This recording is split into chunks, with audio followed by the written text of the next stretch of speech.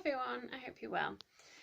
Today I'd like to give some tough love advice to those people who are perhaps struggling a little bit with their weight, or maybe if they've noticed somebody perhaps in their family who has recently put a bit of weight on. And yeah, just maybe to give some advice on how to broach the subject. And I'm prompted to do this because that precise scenario occurred with one of my friends recently. And she was a bit concerned about her daughter, who is like a teenager. And, you know, as often happens with teenagers, with various sort of hormonal changes, body changes, she was starting to put a bit of weight on. And she was courageous enough to broach the subject with her daughter. Obviously, she was understandably anxious about doing so because you don't want to be the cause of, you know, like an eating disorder or anything like that, which can sometimes happen, clearly, around such a sensitive subject. And but as I say, she still went ahead because she could sort of tell that her daughter wasn't happy as well. And the initial response from the daughter was to be quite sort of upset and aggressive, and to, you know, use the, oh, you're body shaming me. So yeah, she didn't kind of pursue it much, but a little bit later on, it did transpire that, you know, the daughter came back to her and said how upset she was. And how actually, yeah, you know, it's more a case of she just doesn't know why, she's confused. She hates the fact that she's putting weight on. She thinks it's why she hasn't got a boyfriend. And yeah, just I think really actually deep down she did appreciate the fact that her mum had spoken to her about it. And now they're sort of almost working together to try and be healthier and to be happier in themselves. And so yeah, that's what I want to really get across in this post. Okay, it is not about judging, and it is not about shaming. It's not even really about how you look. Okay, it's about health, and just being realistic about if you are being healthy. So I've quite fittingly got this top on. It wasn't actually planned, but yeah, it's one of my sort of work tops. I know it's a little bit in your face, so I don't often wear it, but it's like my Triumph logo that I've turned into a heart. So Triumph Health, I Triumph Health. And yeah, so for me, like, I am by no means perfect, but I am pretty healthy. And I often ask myself, you know, why am I healthier than other people, for example?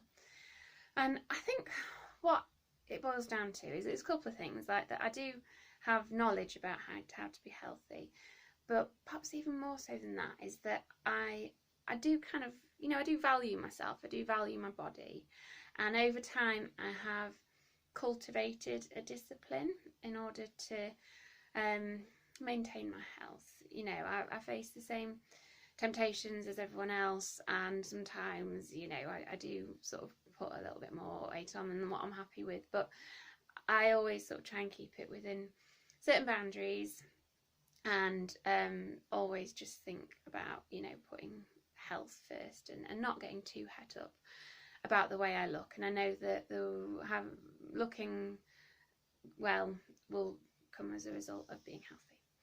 So I've got two little snippets of advice that I want to focus on now, for those who might be confused and not knowing where to start. And the first of all, it is absolutely to accept yourself. You know, don't body shame yourself, like, because if you are carrying a bit more weight than what you would like to, it's not all your own fault. Okay, you are a product of a very obesogenic society. You know, we have whatever food we want at our fingertips. We are bombarded with temptations all the time. You know, we're part of the what I like to think of the Great British Bake Off generation, where there's an awful lot of colluding that goes on as well, you know, where people are like, oh, I've been naughty today, or I've had this, and oh no, I've been naughtier, and yeah, so I've come up with a hashtag, if you like. If you collude, you lose. Okay, like you're just setting yourself up for failure.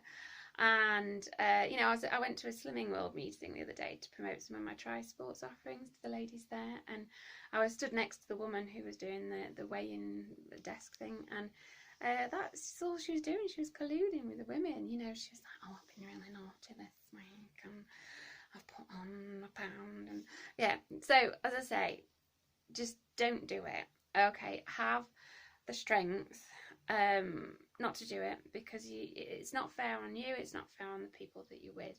Okay, quite often if you have like the strength to break the cycle of that and to sort of say, no, I am actually gonna really try now, and you know, even sort of say I'd appreciate your support, and please don't give me temptations, and you know, that kind of thing. That can be some massive first steps, and then you help to create a more of a culture and environment around yourself. You know, they say you're the average of the 5 people that you surround yourself with. So if you can, yeah, help to kind of, and to be the change that you want to see as well, then you will really be making big strides in helping yourself and in helping others by not colluding. So, which brings me to my second point, okay, about just being strong, not colluding, and just getting real as well. So I know people often say, oh, well, I'm confused about what I should eat, what I shouldn't eat, but I actually think deep down it is simple. You know, we're designed to eat a natural diet. You know, the sorts of foods that would have been around as we were evolving as human beings. So it is simple, eat natural, but it's not easy, as I say, because of all the temptations and all the addictions that we kind of generate as well. So whether it's sugar, caffeine, alcohol, fried foods, trans fats, you know, it's hard. So it's down to you to make the decisions.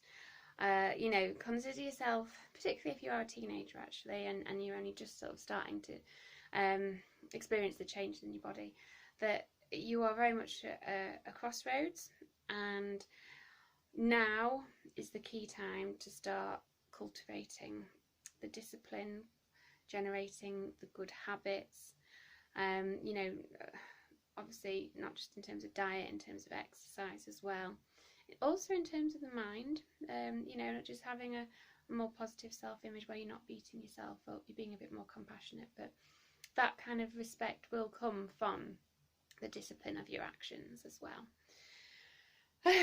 And yeah, so if you can manage to do that, as I say, if you can just accept yourself but then get real and be disciplined, I've no doubt that you will end up happier and healthier.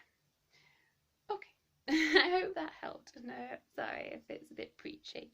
And you know, as I say, like, difficult subject to broach because it is such a sensitive thing, but it's very necessary, I think, as well, to broach it. So yeah, have courage yourself now as you go forth, and good luck.